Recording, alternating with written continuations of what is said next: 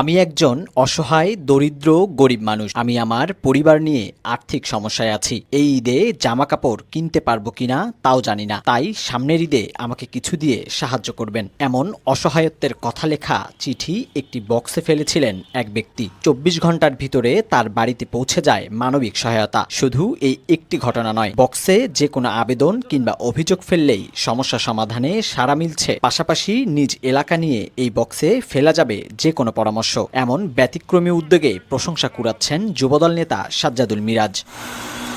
ঢাকা মহানগর উত্তর যুবদলের সদস্য সচিব পদে থাকা এই নেতার ব্যক্তিগত কার্যালয়ের সামনে ঝুলানো হয়েছে এই বিশেষ বক্স। প্রতি সপ্তাহেই বক্স থেকে মিলছে নানা ধরনের মানবিক আবেদন, অভিযোগ এবং পরামর্শ। সুফল পাওয়ায় স্থানীয় বাসিন্দারা নিয়মিত দ্বারস্থ হচ্ছেন এই বক্সের কাছে। আমি অনেক বিপদে পড়ছিলাম। আমি বিপদে পড়েছি, সাজ্জাদুল মিরাজ ভাইয়ের কাছে আসছি।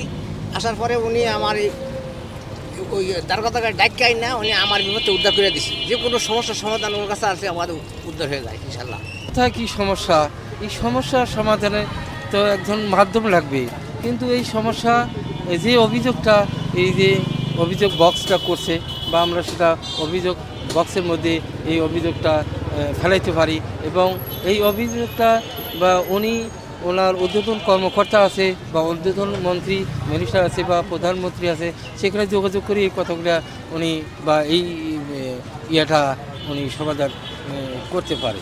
শুধু এই বক্স নয়, একই স্থানে তৈরি করা হয়েছে পানি সরবরাহের ট্যাপ, যেখান থেকে মিলছে পানযোগ্য বিশুদ্ধ পানি। ব্যস্ততম নগরী ঢাকায় যেখানে এক গ্লাস পানি কিনে পান করতে হয়, সেখানে সড়কের ধারে বিনামূল্যে এমন সুপেয় পানির ব্যবস্থা স্বস্তি দিচ্ছে স্থানীয় মানুষদের। বিশেষ করে সড়ক দিয়ে যাতায়াত করা দিনমজুর এবং পথচারীদের তৃষ্ণা মেটাচ্ছে এই পানির ট্যাপ।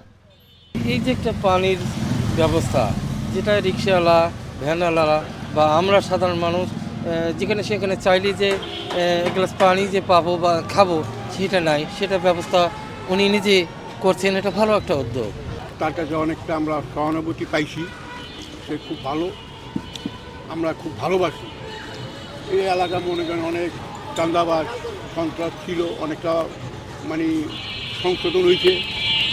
মিরাজ ভাই দেখছে আমাদের, আমরা এখন তার জেলাতে এখন খুব ভালো আছি আমরা। হঠাৎ কেন এমন ব্যতিক্রমী উদ্যোগ, সেই বিষয়ে জানতে আমরা যোগাযোগ করি সেই যুবদল নেতার সাথে। তিনি জানান তার এই উদ্যোগের কারণ। ঢাকা শহরে কিন্তু কর্মজীবী মানুষের সংখ্যা অনেক বেশি। বিভিন্ন জেলা থেকে মানুষ আসে অনেক স্বপ্ন বাস্তবায়ন করার জন্য। দেখা যায় যে অনেক রিক্সাওয়ালা যারা পথচারী, এখানে তাদের একটা পানি কিনে খেতে হলে 20 টাকা লাগে। এই ধরনের কোনো ব্যবস্থা নেই। আমি বিশুদ্ধ পানি ব্যবস্থা করেছি এই জন্যই যে যারা রাস্তাঘাটে রিক্সা চালায়, যারা কর্মজীবী মানুষ, পথচারী, তারপর স্কুলে বাচ্চা কাচ্চারা চলার পথে তাদের এই যে ফ্লাক্সে পানি শেষ হয়ে যায়, তারপর অনেক রিক্সা চালকরা রাস্তা চলার পথে প্রচণ্ড রোদে তাদের পানি খাওয়ার তৃষ্ণা পায়। তো আমার এখানে যেন থামিয়ে তারা বিশুদ্ধ পানির খেতে পারে সে ব্যবস্থা এই জন্যই তাদের জন্য করেছে আর কি।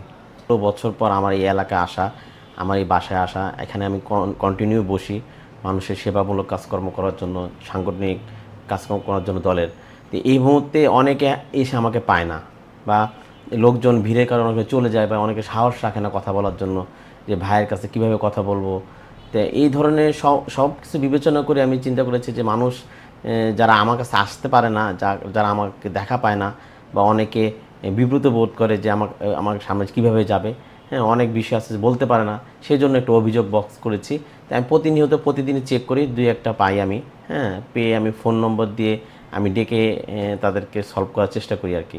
জনপ্রতিনিধি তো নাই, আমি যেহেতু রাজনীতি করি, রাজনীতি তো আমাদের শহীদ রাষ্ট্রপতি জিয়া রহমান বলেছেন, যদি রাজনীতি করতে চাও তাহলে জনসাধারণের মাঝে গিয়ে রাজনীতি করো। তো ওইটার উপর ডিপেন্ড করে আমি ওনার এই কথা অক্ষর অক্ষরে পালন করি সবসময়। এবং আপনি দেখেন করোনাকালীন থেকে, এর আগে থেকে শুরু করে যখন জাতীয় দুর্যোগপূর্ণ পরিবেশ সৃষ্টি হয়, তখনই করোনাকালীন তো আমাদের অবস্থা খুব খারাপ ছিল, তখন আমরা পলাতক ছিলাম, শত শত মামলা। তারপরে এলাকায় এসে প্রতিদিন মানুষের পাশে থেকে মানুষকে কাঁচা সবজি, কাঁচা জিনিসপত্র, তারপর শুকনো জিনিসপত্র মানুষের বাসায় পৌঁছে দিয়েছি। প্রতিদিন এই কাজগুলি করেছি আমি। মানে জনকল্যাণমূলক কাজগুলো আমি একটু করতে আগ্রহ প্রকাশ করি, সবসময় করে থাকি আর কি। লোটাস আহমেদ, নয়াদিগন্ত।